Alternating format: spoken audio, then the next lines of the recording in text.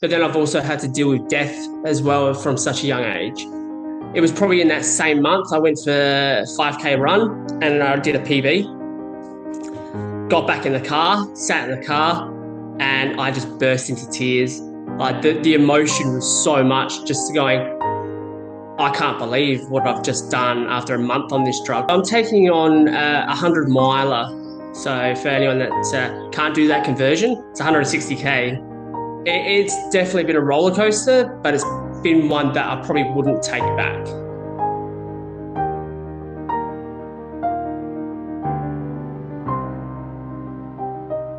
Alrighty. G'day. Welcome back to another episode of A Lot to Talk About. Of course, it is your boy, the captain of the ship, the man in charge, Bradley J. Driver, behind the mic, doing what I love the most. And today's guest it's a privilege for me because I feel like we have a lot of commonalities. There's a lot of things that we're going to resonate on and understand, I guess, the intricacies of each other's journeys, whilst there's always unique parts and unique pieces to the puzzles of these lives that we lead. He and I probably connect more than I connect with any other guests for one particular reason. So I'm going to give him the intro that he deserves. He is a father and husband, and no, that's not the common thing. Don't think that I've got a secret wife and kids getting around. But the thing that we do have a lot of commonality on is our love and passion for physical activity and exercise, which is born from fighting against the odds of cystic fibrosis on a daily basis. He is an incredible human being who not only seems to overcome that and continue to drive and do positive things for the CF community, but for his own health and his own life. He's someone who I'm inspired by. I'll be looking at his journey over the course of the coming months with absolute admiration for what he is pushing and the levels that he's pushing to. So ladies and gentlemen, from your home, your car, or wherever you are, give a very warm welcome to the one, the only, Collis. How are you, brother? Wow, I didn't expect that type of intro, but thank you, mate. Mate, well deserved. Honestly, we just spoke about it a little bit over FaceTime before we jumped on here. Like the privilege of this last 2 years for me being more actively involved in the CF community has been connecting with people who are doing incredible things in this space and people who have a love and a passion for pushing themselves and testing themselves and making the best of their circumstances, regardless of how challenging they are. I see so much of that in you, and I can't wait to sort of unravel and peel back the layers of your story and dive into what makes you who you are. So I appreciate you being here. No, thank you, mate. I appreciate it. So give us a little rundown. So you're from, if anyone's watching this, you'll be able to see that there's a trail running South Australia hoodie on this, man. Kind of gives away where you're from, South Australia. You know, So it growing does. up with CF. How old are you now, Kyle? I'm 36 in 2 weeks. Yeah, so you're 10 years older than me. So I can imagine that for you, I'm pretty lucky that at 26, this age of modern medicine is really starting to benefit pivotal years of my life. You come from a time just 10 years prior to me where there wasn't as much research and understanding around CF. So talk Yeah, me through correct. kind of like the early childhood years of your CF and how your health was. Yeah, for sure. So I guess I could probably go all the way back to like the day even where I was born. Mum and dad had no idea about what CF was, and I came out had the meconium milis, which I guess for those that with CF will know, those that don't is obviously the meconium in the gut with most CF. Your thick mucus blocks up everything, and my gut exploded essentially. It was basically the size of a basketball. I've seen baby photos. I had a basketball on my stomach. Went in for surgery. Basically, I've got this horrible, ugly looking scar now. Doctor said he might make it past a few days. Then it kind of rolled over to 6 months, 12 months. Eventually got out of hospital. And, back in when I was born in 86, that was the kind of talk the doctors would give my parents was he might make it past 5. All Mm. right, now he might make it past 10, 12, etc. I'm stubborn, so I'm not going to let this type of thing get the better of me. And, it's kind of that a lot of the new parents wouldn't hear that too much these days. But for me, it was a kind of reminder that you've got an illness, you've got something that does end up, eventually deteriorating your lungs and, potentially passing away from it, giving me that motivation to keep on pushing and pushing. So eventually I turned 18, loving it. I had a massive 18th, made everyone cry with the speech I gave, and then slowly got into the fitness side of things. I'll be honest, was not a fitness person at all, hated it. I went out clubbing. I used to rave. So if you want to include raving for 12 hours straight, sure, that was my fitness. Eventually, though, Dad started getting me into the City to Bay in Adelaide. And then, I met my wife now, and we have two beautiful daughters. And that's when realization kind of kicked in, and I went, you know what? This is a turnaround point. I need to stop doing the kiddie stuff and the immature stuff of going out and spending all night out to going and running. Mate, that's so interesting to hear kind of that journey summarized somewhat, because there's obviously a lot of things I can relate to. I learned something there. You're talking about the gut at birth there. I didn't experience that. I was quite blessed, on the flip side of the coin. I was born seemingly really healthy. And it wasn't until my parents had the results from the Guthrie's test at 3 weeks. For those listening, it's just a standard test that every baby goes through at birth, that they found out I had CF. And I guess for them, probably seeing a really healthy looking baby and going, okay, this is positive, but we're hearing negative from a doctor. Well, actually, we're going to have a positive mindset towards this. And this is how we're going to frame it. And this is what we're going to do. How did your parents at that young age with, I guess quite confronting and challenging experiences early, but then also you as a young man, how did you handle that mentally, and how did they handle that, knowing that kind of feels like everything's against you, but you're fighting?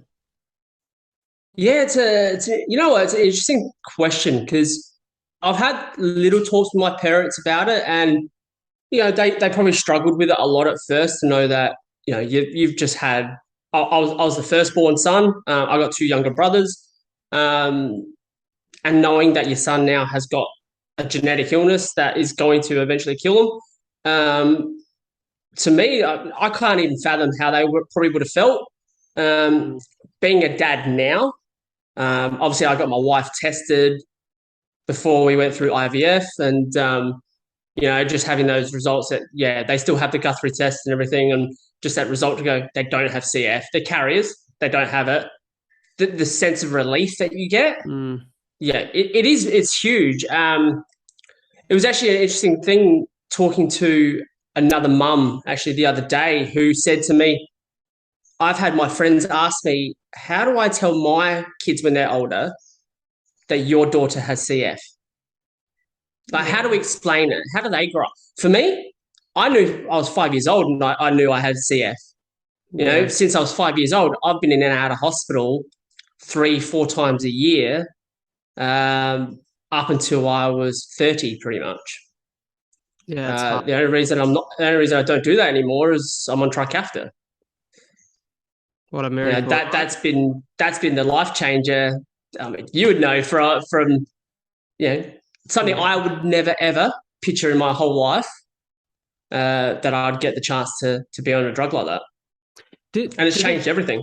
Did it change the way you looked at life? Because I feel like for me, and this is why people don't understand this, but I'm sure you can relate to it in some sense, where when I say and explain to people who don't have CF and they hear of the challenges and they say what I have to do to keep healthy, but I say, and they're like, oh, that must be hard. And I'm like, yeah, it's challenging, but it's such a blessing, and it's been such an incredible teacher, because it's made me who I am, and it's taught me so much about life, and it's given me, in my case, a very unique lens to look at life through. And I'm very grateful and very appreciative for the moments of good health, for the people around me, for the life that I get to live every day.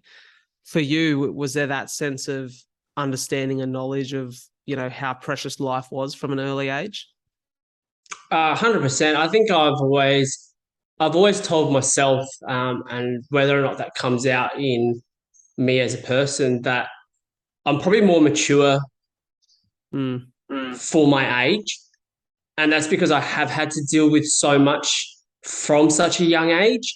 You're talking about going into hospitals where, yeah, there's probably some probably traumatic, stress there that's happened from being held down as a baby, being held down as a toddler, having needles done, nasal gastric tubes. But then I've also had to deal with death as well from such a young age. Having to deal with doing my own treatments and being responsible for my own treatments, in and out of hospital, schooling still. It's made you realize that life is pretty precious. Uh, Life is short as well. Anything can happen. It's definitely been a roller coaster, but it's been one that I probably wouldn't take back. Yeah, of course. It's funny for me because I look at like there's the probably two contrasts in our story are the fact that I found fitness really early in my life. Like that was probably the thing that and this is why I have so much respect and admiration seeing you do what you do now. I had like a pretty unscathed childhood with CF. Like my medical record looked scary as fuck. Like CF, liver disease, diabetes, Yeah. 50 tablets a day. Like you looked at that and you'd go, oh my God, this man's a walking hospital. He's a disaster. But the life that I Yeah. was actually living was quite healthy. Like until the age of 18, I almost felt like if someone had come to me and said, mate, we made a major mistake, you don't have CF, I would have believed them because I had a really good lung function. I Yeah. was Okay. fitter, faster, stronger than all of my peers. Some may be listening, most of my peers. I was very competitive. I was a state champion sprinter at a young age, and I felt really healthy and I felt almost untouchable. And that probably, whilst it was super positive for my frame of mind, because then I knew what I could overcome, and it felt like a badge of honor to be able to tackle CF and be, I guess, be overcoming it in a sense. But at the age of 18, that little bit of complacency of I wasn't a rave guy. I was like I sort of knew I couldn't drink because of my liver disease. So I kind of got really career focused. And that Yep. career focus, it almost becomes singular focus. And I lost all of the habits and rituals that had made me incredibly healthy and sound with my CF. And I now started to see all these little challenges popping up. And they were those, bi-yearly challenges. And then they were the yearly ones and the 6-month ones that then I was like, okay, I've got a problem here because I've gone from the top of the mountain to I guess, the bottom of the valley, and I need to figure out how to get myself back there. And that's why I Yeah, look at you definitely. with such admiration, man, because to find fitness at that late stage of your life and then go and do what you've done, I guess my question to you after my ramble is how much of a challenge was it to shift your lifestyle and become fitness focused and health focused to a sense? And was it, I guess the second part of the question, was it your real challenges and the consistency of those challenges with your health that held you back from doing that earlier? Yeah, so doing it earlier, I didn't do it. I guess because one, I was the slowest guy, and it kind of just, when I guess as a male as well, and kind of looking at your peers around you, I was slow and I didn't go out and I couldn't keep up running for more than a K, more than 2K. And back then, I didn't know where to start running, didn't know how to go, anything like that. Another huge factor as well was back then I was on ciprofloxacin, and that was just one of the drugs they used to give us constantly. Yeah. And unfortunately for me, it tightens up all my tendons. Okay. So I've pretty much my ankles even now, my Achilles, my calves, my ankle joints, they're screwed. They're actually Mm. stuffed. I see a podiatrist now. I see a massage therapist, physio, whatever, just to keep me basically moving. Makes me sound really old, but that was the thing that I just probably didn't do. And I love my music. I love dancing. So as soon as I was 18, I was in the clubs dancing, and I'd love that. I'd be out all night dancing. Eventually, my friends turned 18 and would go out, and my wife, who actually is I met in high school as well. So we'd go out all together, and the raves were physical. But yeah, I was just hanging with friends and doing my thing. To be honest, 100%, it was when the kids came along. Even though I'd started doing a little bit with my dad with City to Bays and that. So when the kids came along, it was just a realization. I went, I've got now not just myself to be responsible for. Mm. I've got two other human beings that I need to be responsible for. Um, they adore me and they love hearing about my fitness achievements and coming out to my ultras and watching me cross the line. Like that was, that's special to me. So I eventually just went, enough is enough. And I actually originally didn't just start off with running. I kind of went into the obstacle course racing. Okay, yep. So got a whole bunch of friends, dad, brother-in-law, and a bunch of mates. And we went and did True Grit over in SA. And that was the first real kind of event that we kind of did. And absolutely loved it. And then from there, I just met other, obstacle course races and made friendships. And we just did a whole bunch of them through Adelaide, from, your Spartan, your True Grits. We have one called Dirt Wars out in the countryside. And it was fun. I didn't go out race, to beat anyone. I was never going to beat anyone. But it was just something about going out, getting muddy, building up some strength. It just kept the lungs moving. Probably wasn't until 2017 I actually went out to Bright over in Melbourne. Oh, yeah. And did the Spartan course up there. So that was a full trifecta weekend. So it was 21K on a Sunday and two races on the Saturday as well, which ended up being about 21K as well. Injuring myself, went over there solo, did the races though, came back and, yeah, cool. I'm damn proud of myself. And then the last race I ever did was over in Sydney, which was a 24-hour obstacle course race. Absolutely loved it. Came off the back of the flu. Said, no, I've just paid over $1,200. I'm still doing this. His family drove over and, yeah, went out, did 3 laps. So it was 30K in total with, there was about 30 obstacles plus about 20 or 90 obstacles. Sorry, yeah, it was 30 obstacles, 90 obstacles, and 30 penalty burpees. And that was it. That was probably my last race that I did with obstacle course racing. And I think that's kind of what ticked over. I did some endurance stuff and I went, I actually like this. Like, I'm not liking the obstacles anymore. I'm liking this stuff. So that kind of trailed off. I had a year off, and that was when my ultra career kind of kicked off, I guess you could say. And I went and did my first 56K ultra in 2019. Skipped the half, skipped the mara. I only did my first official half marathon this year. Skipped them both and went, yeah, that was it. And I loved it, but I wasn't fast. Yeah. And that's the funny thing, man. Like I understand what you mean there. Like, I think for us with CF, it's more about the personal accomplishment than like doing something that's so much official that you really like. At first, you need to grab a hold of that and get that sense of, hey, I can do this. And this is something that, regardless of my challenges, I know that I can overcome, because I was the same as you. I've run 2 marathons now, and I listen to you talk about 56K and I'm just like, madness.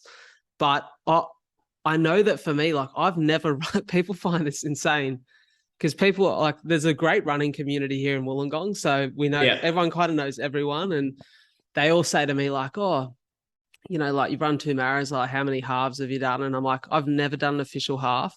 I've never done a 5K fun run. I've never done a 5K fun run. I've never actually been to a park run. Like, I just like the feeling. So for me, I was supposed to do City to Surf last weekend, but the madness of like 60,000 people and trying to get in and out of the city, and I was feeling a little under the weather, I gave it a miss. But I've got Melbourne coming up, which will be my first ever like official event. And so I'm interested to see the buzz that you get from that. But I guess I want to backtrack a little bit and say, firstly, I've never been a real raver, but I do know that I do like a boogie and a night out on the town. Let me tell you, it builds some calf endurance. So I can imagine that it does. It done something for the adaptation of running. But to hear you talk about that journey into it, I think it's a point that I want to make for anyone listening, watching, because we consistently, and you would hear this too, when you told people about your passion and your love for long distance running, it confuses people because most people either love or hate the sport. But for me, I hated the sport 2 years ago when I started running. Like, I didn't run anything over probably 100 meters for 7 years. So when I come back and started running, the thing that made me fall in love with it was the community that I was doing it with. And you spoke about that there. Like, that's my advice to anyone who wants to start running or start anything. If you build a community that you're accountable to, you can have fun with, you can grind through those tough moments with, Definitely. that's where You know love and what? passion starts. It was, and I hated running, like you said, like you did as well. And I think it's for anyone CF related, non-CF related. It's the getting started part that will kick anyone to the curb, Yeah. basically. You Yeah. know, you go out and you'll go, I'm going to go and run, and you get to 100 meters, you think, I'm stuffed. Um, and it was like that. You know, I ended up meeting the friends through obstacle course racing, and we used to do just a 5K around one of the lakes here, local lakes. And we'd meet after work and we'd go running around there, and you know, they'd run with me, and I know they were faster. I knew they could run 10, 20 Ks easily. But you know what? They stuck with me, and I'd do a minute on, minute off, or a minute on, 3 minutes off at start, and it was just building it up. And you know what? One day I just ended up running 5K out of nowhere. Best feeling in the world, you know. Yeah.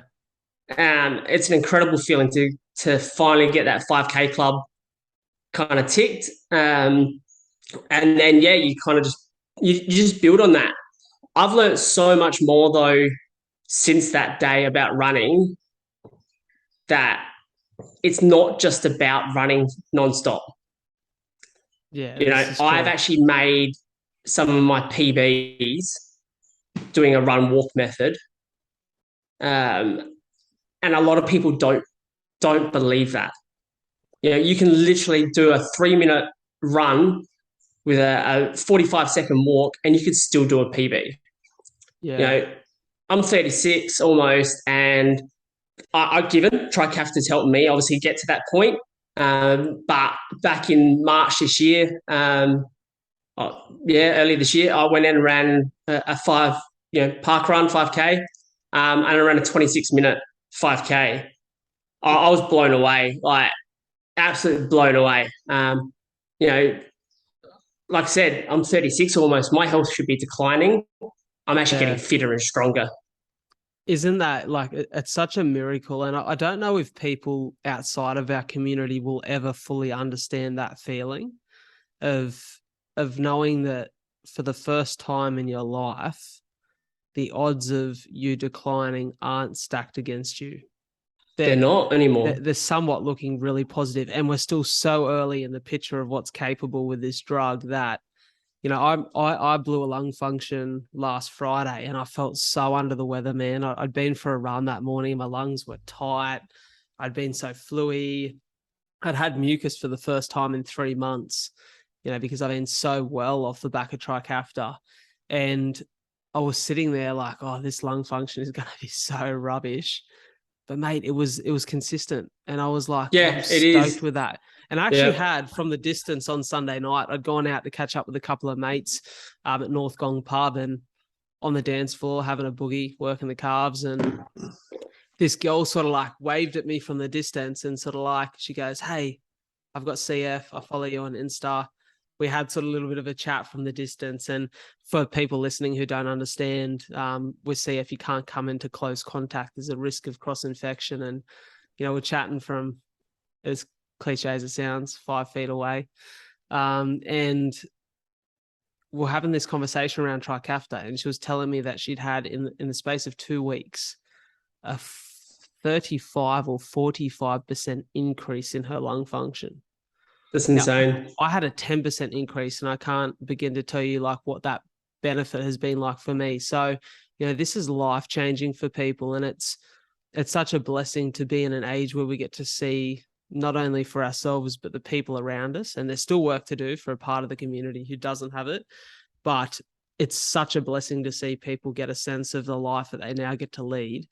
And yeah, it's just such a miracle drug. Talk to me about your first couple of weeks on the drug, the sort of things that you noticed and what Yeah. changed. I was lucky actually. So I got Trikafta through the drug trial here in Yep. Adelaide. So I've been on it now for about 4.5, 5 years. So originally I started on it. It was supposed to be double-blind placebo. Didn't know if you were on it or not. Within that first month, I had what some CFs call the purge. So it literally just coughed up probably years of mucus that was sitting on my lungs, filled up a good cup worth. Totally gross, but you know what? I stopped coughing. And to be honest, unless I get a bit of a cold, I don't cough anymore. Yeah, I same. don't bring up mucus anymore. I just feel better in the breathing. It was probably in that same month I went for 5K run and I did a PB. Got back in the car, sat in the car, and I just burst into tears. Like the emotion was so much, just going, I can't believe what I've just done after a month on this drug. What's going to be like 2, 3 years on this drug? It was just incredible. And then I just noticed as the months went on, we were doing some obviously blood tests, and I noticed that my creon that I have. So for people obviously with CF would know that some CFs need digestive enzymes to help break down the food. I had to reduce those back. So I went from like 4 or 5 tablets down to 2 or 3. I don't take a multivitamin anymore. All my vitamin levels are perfect. I actually had to come off of it because my vitamin A levels were too high. Yep. Yeah, everything has just improved. The only thing that didn't affect for me was my diabetes. Yep. Unfortunately, they've seen that for pancreas that's already been damaged to the point of becoming a diabetic. Trikafta doesn't seem to repair that, unfortunately. Small price to pay. Bloody oath for all of those benefits. You just tapped into something there, and I'm not diabetic at current, but I was diagnosed with CF related diabetes at 13. Yep. And I was very borderline. Like I found for me, I'd eat something too sugary, and it's usually after 3 o'clock in the day. I'm not as responsive to carbs. Yep. But sort of like first 3/4 of the day, really responsive to carbs if I don't balance it out with some fat and protein. And my sugars would spike, but then like drop crazy low after 2 hours. And I'd have to really manage that. And that's something that for me has been, I guess, an interesting thought that most wouldn't have to consider when it comes to endurance running, right? Like the idea of pre-run, like I love to run fasted because I like to keep a really like light stomach. I'll have like a bigger meal the night before. But when you're going into a marathon or when you're going in, for me, anything above 25K, I like to have something either intra or just a tiny bit before. Like up until 25, I can go fasted and feel really good just with water or some salt. But it's a bloody challenge when you're thinking, I can't have something too carby before this run because my sugar's going to spike. Then I've got to somewhat deal with that while I'm running. Just talk about some of those thoughts, because obviously for you, it's even more challenging than it is for myself. Yeah, for sure. Actually, to be honest, that's something I'm still learning. That's dealing with the CF, kind of the diabetes has always been that side kind of thing that you have to manage. So I am full-time insulin dependent. And yeah, I still get sugar spikes quite regularly. But I think that's also because I do eat a lot of carby food. Like I've got to fuel my body when I am doing endurance running. It's a hard thing to manage, especially when you're CF related diabetes, because you're putting a stress on your body. You know, whether you're in the gym, it's a different kind of stress. When you go out and do a 5K or a 25K run, again, different type of stresses on the body. Your insulin and sugars react for the next day or two. So it is hard to keep that going. I generally, at the moment, have been taking insulin on my ultras that I've done, and I've kind of gone, if I'm putting this much energy into a run, my sugars are probably going to do okay. And I'll Yeah. eat what I need. I'll just keep eating. That's I'll eat gels. I'll have liquid nutrition, carb load like crazy. And surprisingly, at the end, my sugars actually aren't too high. I've found it's the only time that I can smash lollies in the morning and not have any issues. Yeah, Which is, hey, yeah, pretty much. that's a good enough reason to go run 30, 40 Ks, isn't it? I love it. This is going to be challenging though, running my new goal. So Yeah, you know, let's dive into that because this is the thing that fascinates me. We had a chat when we first like really connected, probably two or so months ago now, and you told me what's in line for this next April, is it? April, yeah, Yeah, yeah. give us the rundown. Yeah, so I'm taking on a 100 miler. So for anyone that can't do that conversion, it's 160K. So that's through the Flinders Ranges here. I think it's about 3,500 meters of elevation as well, with about 50-hour cutoff time. Okay. So probably no sleep. Yeah, I can imagine. Yeah. It's going to be a rough Um, 2 and a bit days. it will be, yeah. So when I did my ultra last year, I did 112K last year, Yeah. and that was good. My goal was to finish, and I finished. This time though, I've gone and stepped it up a bit. So I've got myself a running coach now. So for any of your CF listeners that are listening, Sophie Grace Holmes over in the UK, she's jumped on from the word go, and she's been coaching me via an app and WhatsApp calls, and she's been fantastic. Obviously, my own motivation then has to kind of step up the game as well, Of course. and get that. But even now, I've got Adelaide United dietitian on board. Awesome. So Anthony Mead and the CF dietitian here as well. So they're actually using me as a bit of a test case, test study. Awesome. Not too many CFs go out and run a 100 miler every day. So, Yeah. Mate, I can't we're, speak for my we're, future, but right now I'm like, I think I'll stick to 42. you know what, though? I've said it from when I ran my 100 miler last year. Sorry, my 100K last year. It changes your perspective on everything. Yeah. In what way?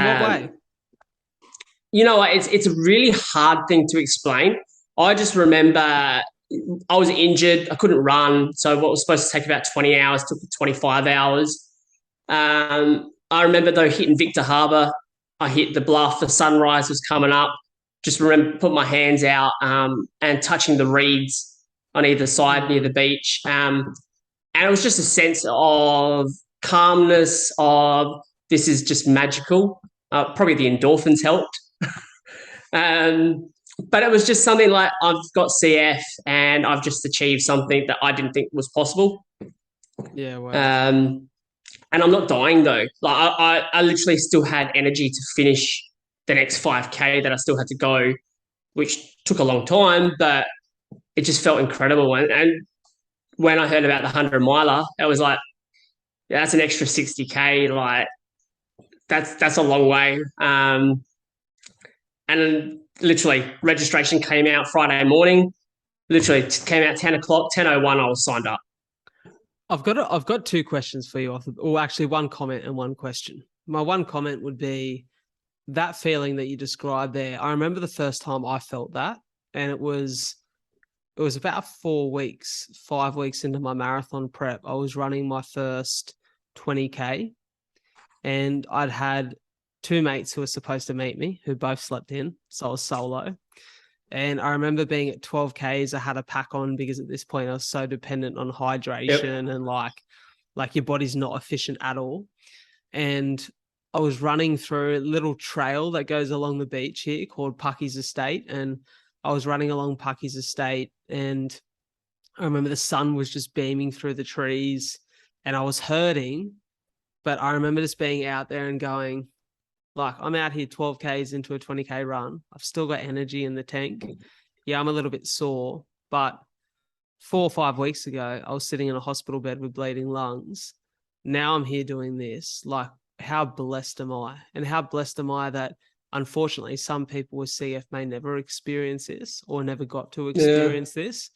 And I know what you mean with that feeling and how empowering that is, and how much of a sense of appreciation and gratitude you get for knowing that the path you're on, why you've chosen to suffer, it is such a privilege to be suffering through that.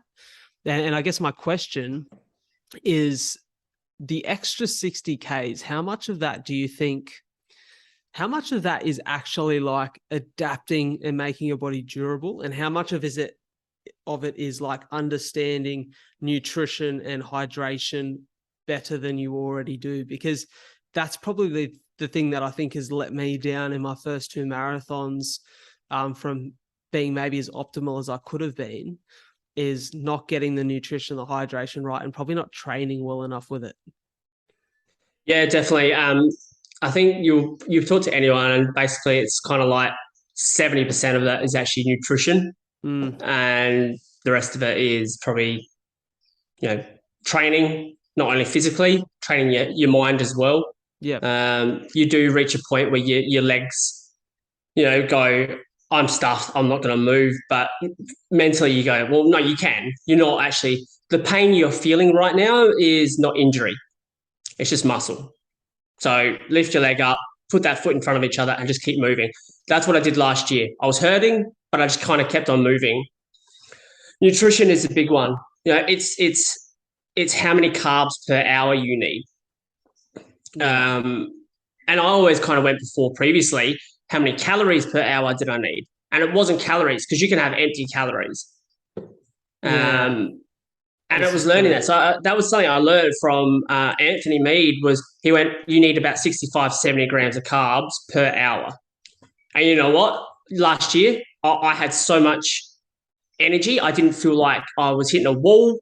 I just kept on pushing. And besides the body, I was so hydrated. I was still running along, having to go off and take a sneaky wee, in the bush, or looking. To be honest, sounds silly, but you look at your urine and you go, "Oh, it's clear. I'm actually pretty hydrated still at the moment."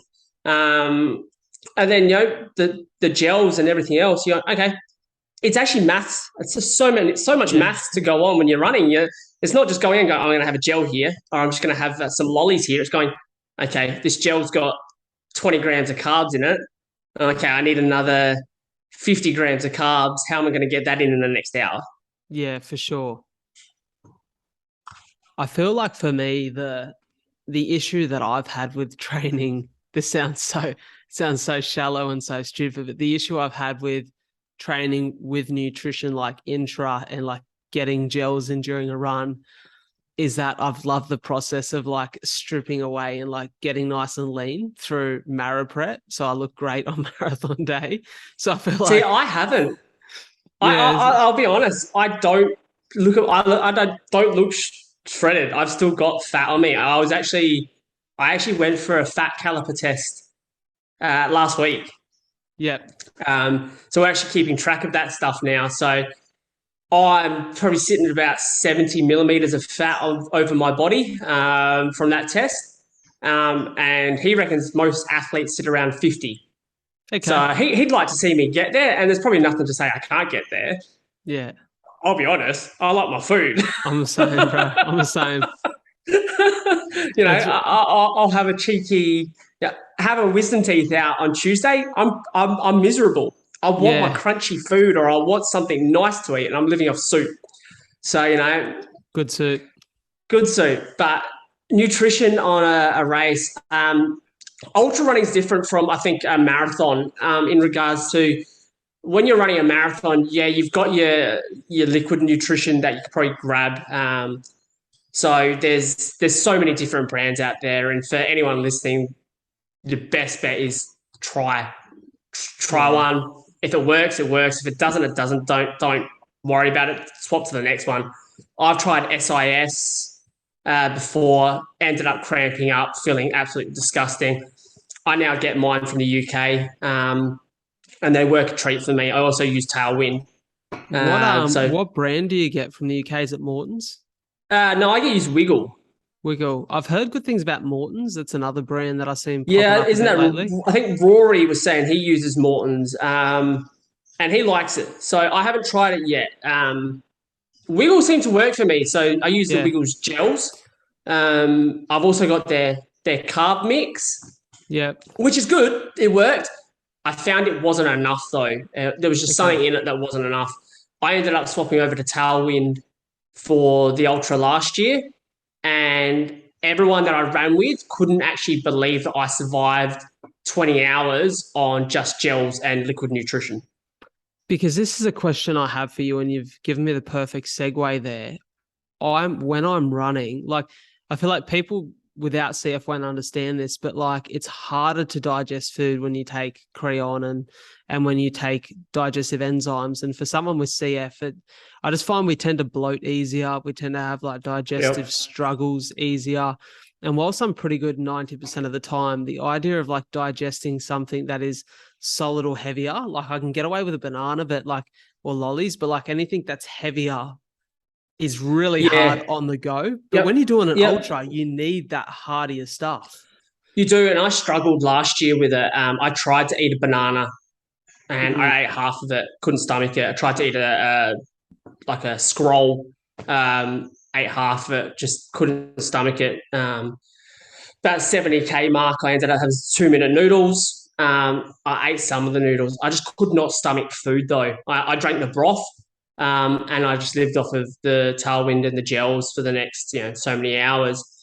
I think also what a lot of people with CF and probably even what they knew previously was they always kind of said that you needed to take Creon with everything you eat. Well, sorry, with fats mainly, which is somewhat true. It's mainly just to help us absorb fat. But you know what? It's also there to help us absorb the nutrients out of any food. Like a yeah, lot of CFs don't with their guts. Surprisingly, you don't actually. I find I actually am not eating that many fats when I'm running an ultra. There no, of are course some. not.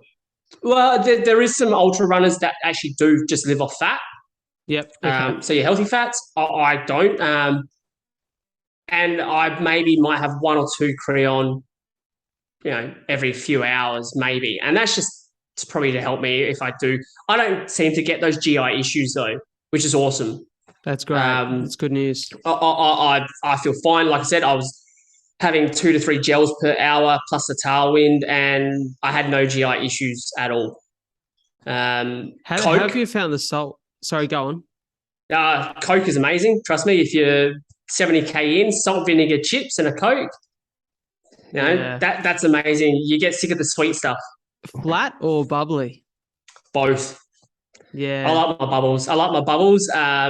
You don't have too much because you do get that bit gassy, but I found that as long as you sip it, it's actually okay. Okay. Um, Going into salt though, yeah, that took me a while to get that right. I When I started training, I used to go out. I wouldn't run with a hydration vest. I'd just go out for a trail run. I'd Yep. take 2 salt tablets beforehand, 2 after. I'd get that massive dehydration headache. Yeah. Um, I'd go home and I'd ruin my Sunday because I'd have to sleep it off. It was Hmm. just that bad. Eventually, I ended up taking Salt Stick. So it's an actual electrolyte tablet. So it's potassium, magnesium, sodium, plus I think calcium as well.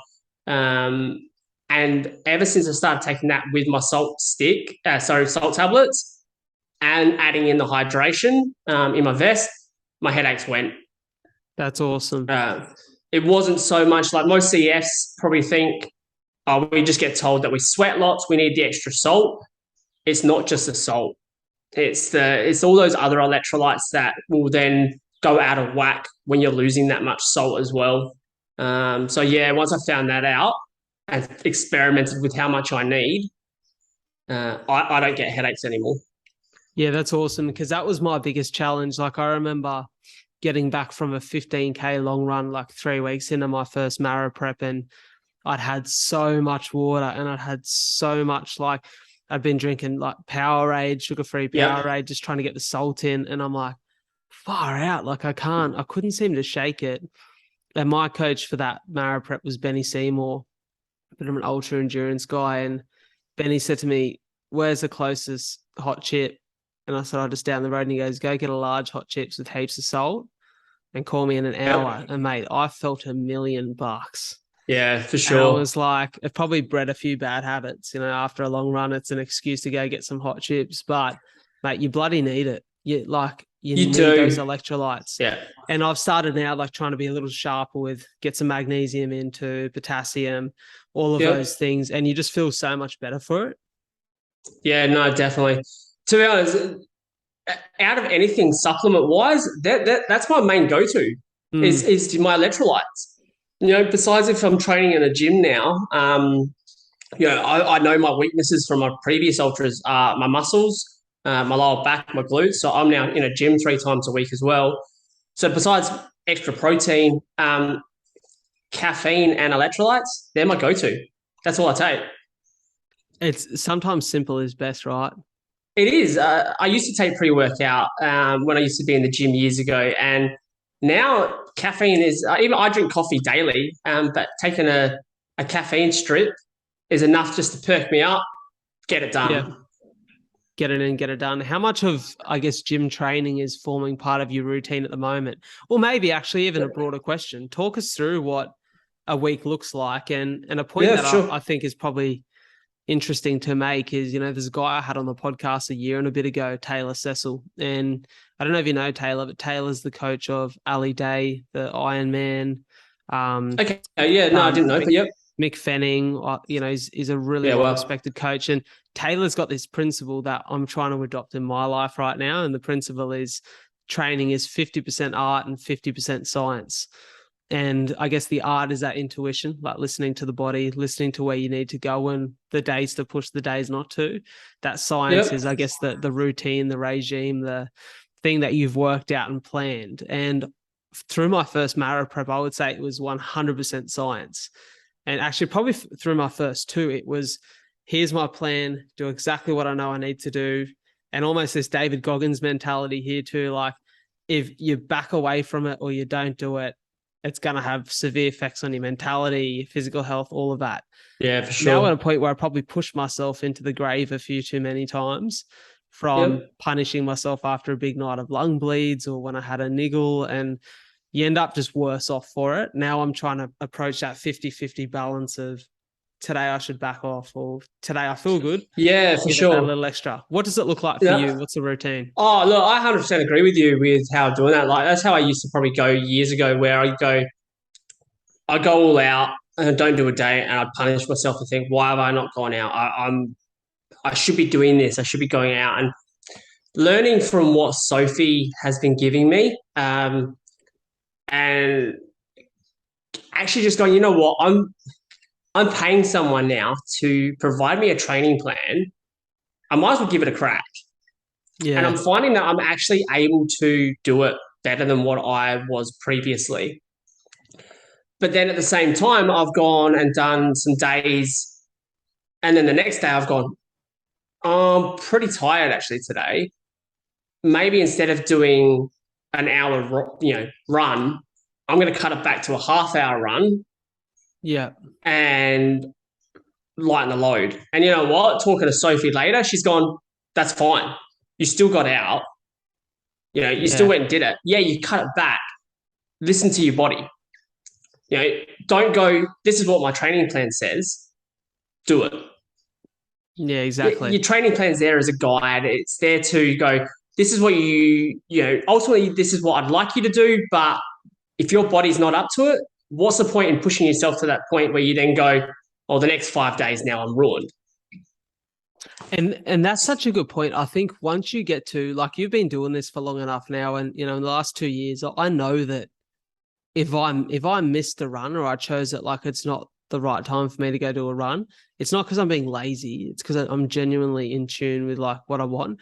Because I wake up in the morning, first thing I want to do is go for a run. Like I love it. Yep.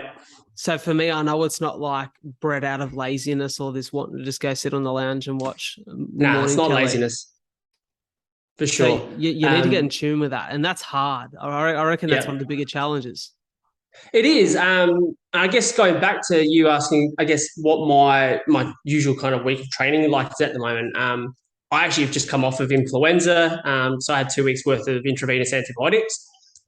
Uh, And I actually still on that second week started getting back to the fitness already. So I just got on the bike, I did some training, and Sophie ended up flicking me through some stuff. And I actually ended up doing some double day training. And Oh, wow. last week, that's what it was. So that's kind of what I've said to her is I'm happy to do some double days now.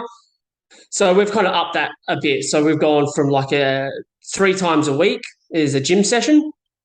Um, and, originally I looked at the gym session, I'm thinking, well, you know what? I'm going to put my trust in her and go, this is what works. And it is working at the moment, which is surprising because if I set this up myself, probably wouldn't have done that. And to be honest, probably also would have failed.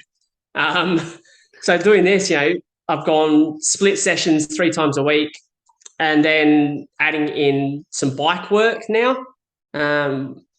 So an hour, maybe 2 hours of bike work. So I've just got a stationary bike at home. And then also my running as well. So I'm training probably 6 days a week. Yep. With one rest day. Okay, and that's pretty much a complete rest day. And those training that I'm doing, like the running, could be anywhere from a long endurance run. But she doesn't just go for a long run. It's a long run with 12 minutes at your half marathon pace. Okay. And then a 90-second rest. And then 6 minutes at your 10K pace. Yeah. So there's lots of training in your run. Is intricacies in your training. And I've never done anything like that before. And all my type of training that I've done previously has always been on distance based. Okay. Everything I'm doing now is time based. I noticed which that is interesting. Lot. Yeah. Yeah, I've never done that before. And I think I've never done that, though, is because I am a slow runner. So I've got a cutoff of 3 hours to do a 21K run or whatever on a trail. I'm not going to make that if I don't build that up. I need to know how far I'm going to take.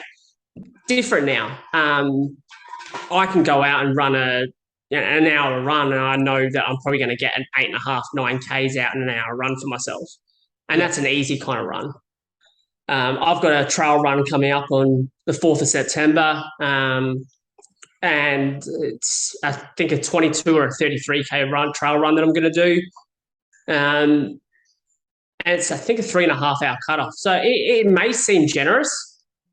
When you add the elevation in, though, your legs get tired, obviously. So it'll be interesting to see on the back of everything else how I'm going to go. I've actually got 2 other ultra marathons, though, this year that I'm doing as a training run. So I plan on getting out and doing the 56K Eurobilla ultra marathon in September, end of September.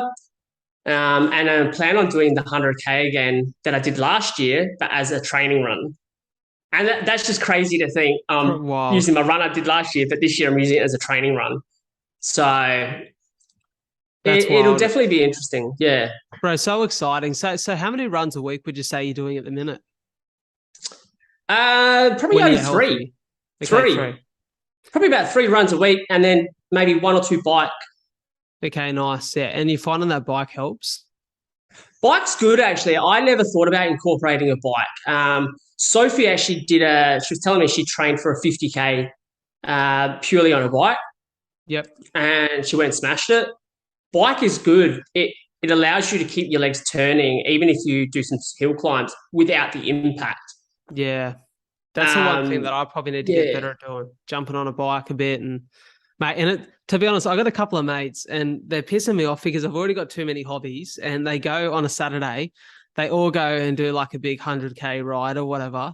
They all ride a fair bit. They'll do a 100K ride, but they like catch a train up to Sydney from the Gong and they'll ride down, but they do like 4 or 5 little cafe stops and like they're always getting a treat. And I'm like, I'm so tempted to go spend my life savings on a bike right now just so I can sit at a cafe and eat treats with you.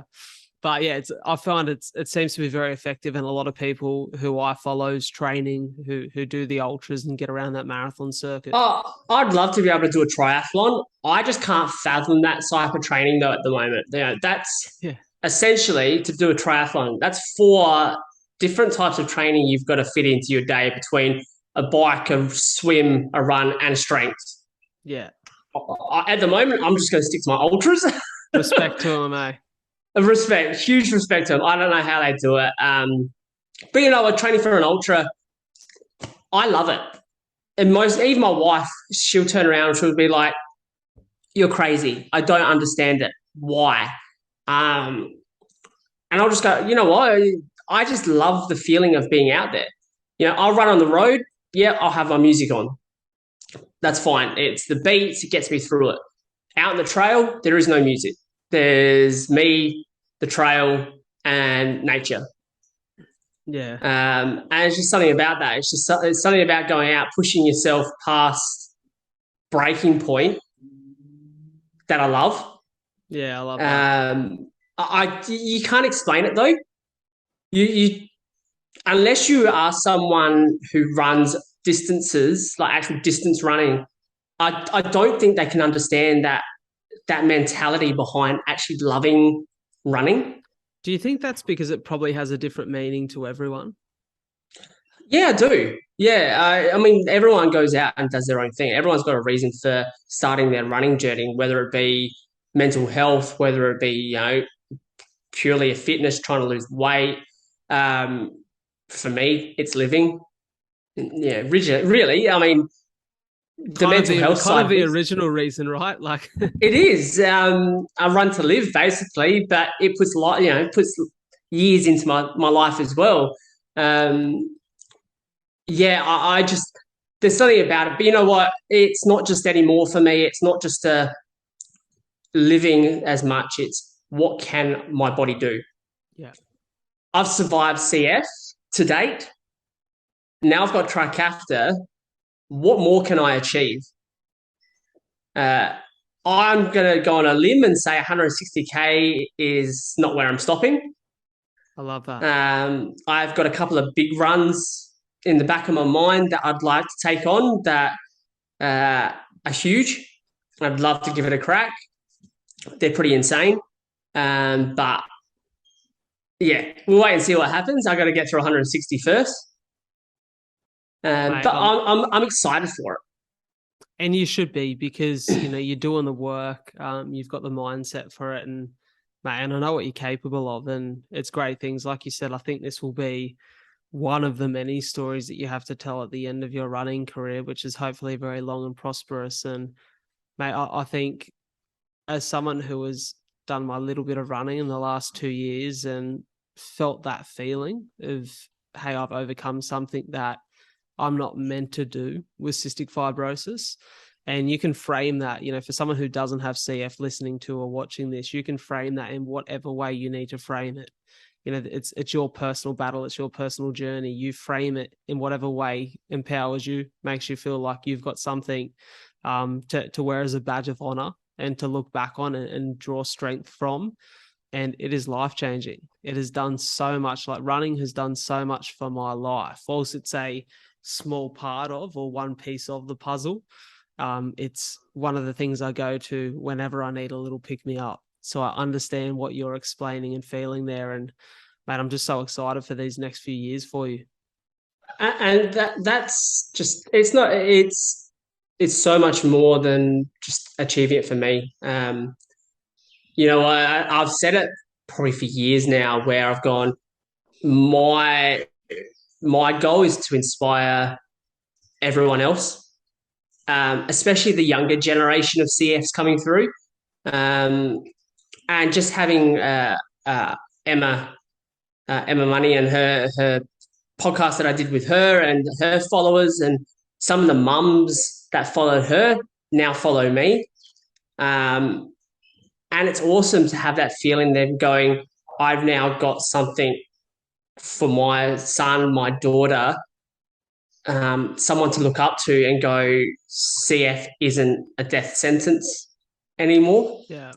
Look, there's still the shit sides of CF, and I think you and me fully understand that, 100%. Majority of my large group of friends that I had, they're not here anymore. I've been to probably too many funerals, but I'm now gone using that, and I'm going to run for them. I'm going to run for the new guys that are coming through. I'm going to, run for your non-CF people who are going, well, I actually don't have an excuse. Why am I not running? You've got 60% lung function or 66% lung function, and you're running a 100 miler. So I'm not there to make anyone feel bad, but I'm there to go out and live your life. Like, go and do something. If you want to go and ride 100K, go ride 100K. You want to swim? You want to run? Yeah, like, it's amazing when you start something like that. You might find that you actually love it, and it becomes not a I have to do it, but I want to.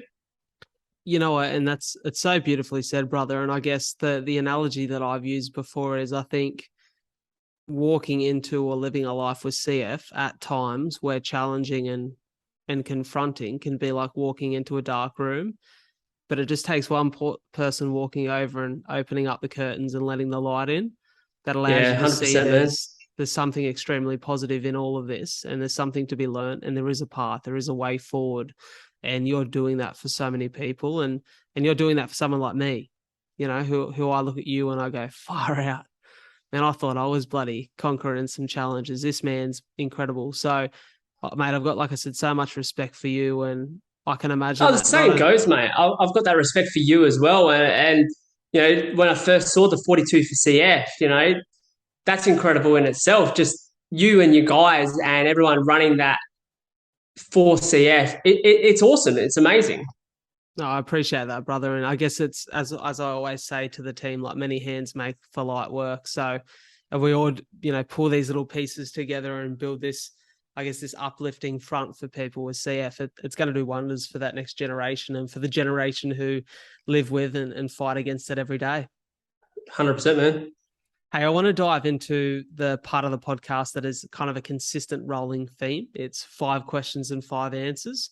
For some people, they'll be listening to this as the trailer, so they can go ahead and then go, hey, I love this. I'm going to go jump into the full episode. Or for the others who have been here with us already for the course of the full episode, this will be the beautiful conclusion to the conversation that we've had.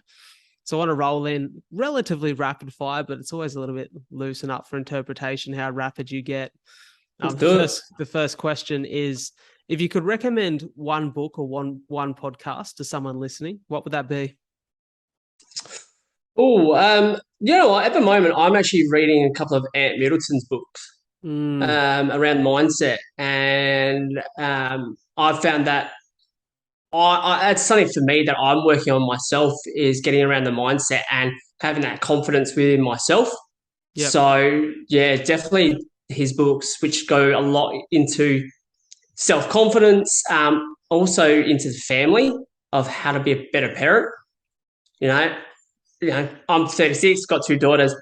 I've got to show how to be a dad, and I've got to be the best version of myself for them. Of course. I read his first book, First Man in Port Douglas at the start of the year. Mate, I loved it. I'm not a huge reader. I'm more of a listener. No, it's a book I couldn't put down, man. Every morning I'd get up and I'd walk straight to a cafe to sweat my ass off in 30-degree heat at 6 a.m. and just read his book, and I loved it. So I'd recommend that too to anyone listening. The second question is a routine or ritual that has formed part of your day today that you feel like sets you up for success. Honestly, I've been working at home now for quite some time due to COVID, and my work's been really good with that. In all honesty, at the moment, and it's going to probably shift as I continue, but for me, it's literally having a coffee. I know that sounds really basic. I've got a espresso machine at home, so I grind my beans and I've got to make the coffee, froth my milk. I get my cup, I'll sit on the couch, everyone's left for the day, and I'll just sit there with it and probably just reflect. And sometimes it's enough. I think sometimes the most powerful rituals or routines are the simplest ones, because we're very simple beings, but we tend to make life pretty complex.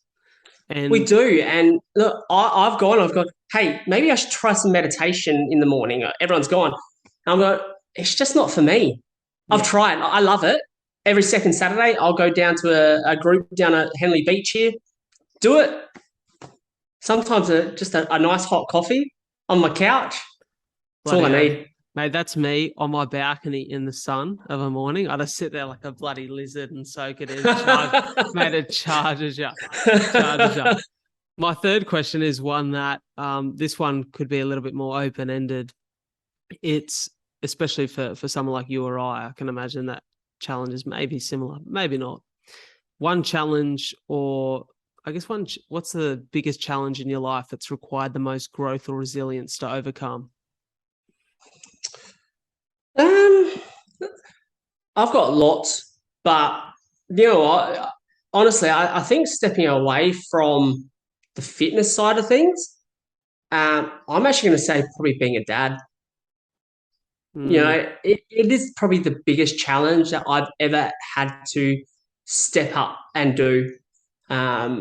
Especially being a dad of two girls, they give me a run for my money, man. And it's learning how to be a father that I can be that someone who they can come to me and show that they can come to me with their problems. And that's testing. You know, they test you, you get angry or you say no. And then my wife's pointed out to me and she's gone, why did you say no? And I'll go, you know what? Purely because I probably just didn't want to deal with it at the time. And maybe I need to step back and think and go, say yes. You know, yeah. there's parenting, but also make it so that they can come to you as they get older. That's probably been my biggest challenge, and that's an ever-growing challenge. That's not going to stop now. You know, they're only 9 and 6. Yeah. And I guess it grows as they do, doesn't it? It Like, does. It does. And that's all I can probably do is just keep being the person I am and growing with them. and I know you'd be able to feel what I feel here when I say, and I've said this, I sound like a broken record on the podcast so many times, but as someone who is not a parent, but someone who is a child of the two, in my opinion, most incredible parents in the world, I have so much love and admiration for the two people who brought me up into this world, my mum and my dad, and then also my younger sister. And without them, I guarantee I would not be the human being I am today. So I know the effect of great parenting because I'm a product of it. And to hear you Yeah. speak of your kids and, where I've seen you speak about it before on social media and to have the sense of understanding for life and the knowledge and the appreciation you have for every living moment, mate, I think this is going to do wonders for your two girls. So I'm No, I excited for appreciate that. them because they will get so much from you as a father. Best feeling. Best Mate, I feeling. can imagine. I'm I'm looking forward to it one day, but I'm not ready for it quite yet. So Trust me. I'm Yeah, I'm it's hard enjoying work. being 26. Yeah. I want to dive into this fourth question here, which usually is the second question, but I got them mixed up because That's all right. I like to flow with it. There's no reason for their particular order. I guess I'm just a man of habit and ritual until today. This question is a skill you'd recommend mastering that significantly improved your life. Skill. Mate, that's a really, really good question. Yeah, it could even be an Because attribute. yeah, you know what? Probably listening. Yeah, I've heard that once or twice on here, and Yeah. Um, I need to get better at that. so do I. But listening to someone, I guess this kind of come back as well to the kids.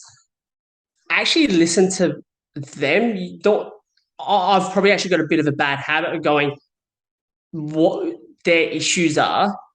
They've had a crappy day at school. You know, they're year 4 or year 1, and they've had a crappy day at school, and they come home and tell me something, and I go, whatever, that's not an issue. But then I got to step back and I go, no, no, listen, because for you, that's not an issue. For them, it's the biggest problem in the world. Mm, And I then transfer that into talking to someone like yourself or even someone who's older than me, and just listen. And sometimes listening to someone can literally be saving someone's life. I've listened to people on social media who I don't know, and they've just reached out with CF and gave a bit of my life is shit right now. Yeah. And you listen to them and they'll go, thank you. I need to get that off my chest. Yeah, and we all need that from time to time, right? And I think that's part of being empathetic, is understanding that what someone needs today may be what you need tomorrow. And 100%. that skill set, whilst sometimes very challenging and very difficult to do, because we all love to chat. And as a chatter, as someone who loves a conversation, I'm definitely trying to get better at the art of listening and learning from it. Oh, look, I can talk someone's ear off for hours on end. I think the hard thing about listening, though, is not interrupting and trying to give you a point of view. It is. Like, as much as you want to go, yeah. You want to say, no, this is what I think. No, hold on, step back, listen, just listen. And you know what? Listening to someone else, he can teach you something. Of course. And you know what? And that's the one thing I love, mate, is I was saying just a few weeks ago, my actual next podcast guest after you is a guy who I met at a Gang of Youths concert last Saturday night. He was sitting next to me and his story was incredible. And we just connected so well, me, him, his wife, and my mate. We're just having the best chat. And it's just being open to listening to someone new, and you'd be surprised what you learn. So I echo your answer. Fantastic. Mate, the last question I have for you, my favorite of the 5, and a real opportunity for you here in the closing sort of minutes of this podcast, is one message that you'd like to share with the world if you could encourage them to act on it. You know what? My favorite one at the moment, and I've used this since my ultra last year, and I said it. I think I pretty much said it before. Is life is short. Go out and enjoy what it is you love doing. That's probably the biggest thing I can tell anyone, especially someone who does have a chronic illness. Already witnessing the people that I love passed away, and now going out and achieving what I didn't think was possible. Anyone can get hit by a bus tomorrow. So it's not even in relation to having a chronic illness, but go out and just live your life. Yeah, we've all got responsibilities, but pick something. And you know what? Even if it's sitting down and enjoying your cup of coffee, life is short. Just do what makes you happy. Mate, you're a credit to your hard work, your commitment, your courage to continue to overcome this challenge that is cystic fibrosis that so many know too well. Mate, you're an inspiring character, not only for me, but I can imagine the thousands living with CF and the millions without it. I'm so encouraged by your efforts and what you're about to take on over the course of these coming months, and I'll be watching closely and cheering you on from the sidelines, not from the trails. But mate, I'm such a fan of yours, Kyle. It's been a pleasure to have you on the show. And I'll ensure that for everyone listening to and watching this, all of your details and social links are in the show description, in the notes, so they can go ahead and support you on the journey. Mate, it's been a pleasure. You're a legend, mate. You're a legend. Thank you very much for this. Appreciate it. Pleasure's all mine. I'll talk to you soon. I look forward to following your journey as well, buddy. Mate, pleasure. Take care, guys. Take it easy. Thanks for listening.